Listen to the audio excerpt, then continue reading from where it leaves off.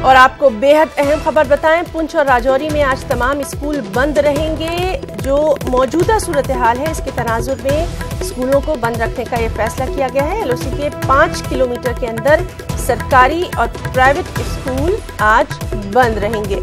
तो पुंछ और राजौरी की अगर बात करें, क्योंकि यहाँ पर लगातार फायरिंग का तबादला जो है वो कल से जारी है, तो जो सूरत हाल है उसको देखते हुए ये स्कूल बंद रहेंगे। एलओसी के 5 किलोमीटर के अंदर सरकारी और निजी स्कूल जो है वो बंद रहेंगे।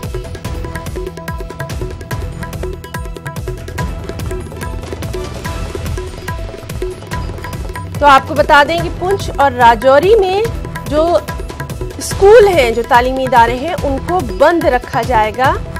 जिस तरह से लगातार पाकिस्तान की जानिब से फायरिंग की खिलाफ वर्जी की जा रही है, उसी की तनाजुर में ये फैसला लिया गया है। एलओसी के 5 किलोमीटर के अंदर जो भी सरकारी और प्राइवेट स्कूल हैं वो आज बंद रहेंगे।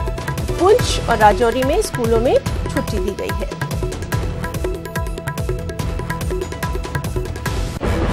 तो लगातार तमाम अहम मामलात पर हमारी नजर बनी हुई है। बेहद अहम खबर, वजीर दिफा निर्मला सीतारमण ने एक अहम मीटिंग तलब की है। तो आपको बताएं कि डिफेंस की तरफ से भी निर्मला सीतारमण ने अहम मीटिंग तलब की है। तीनों अफवाज के सरबराहों की ये मीटिंग बुलाई गई है। एलओसी की ताज़ा सूरत हाल के तनाजुर में इस मीटिंग को काफी अहमियत की नजर से देखा जा रहा है। वजीर दिफा निर्मला सीतारमण ने तीनों अफवाज के सरबराहों की अहम मीटिंग तलब की है।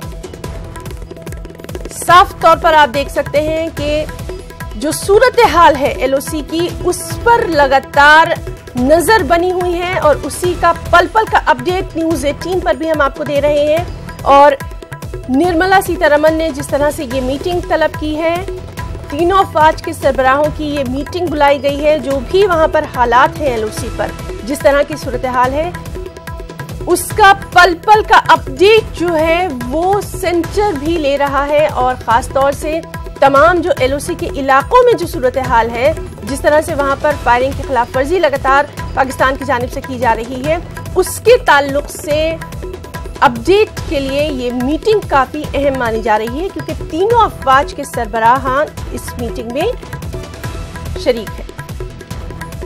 तो वजीर दिफा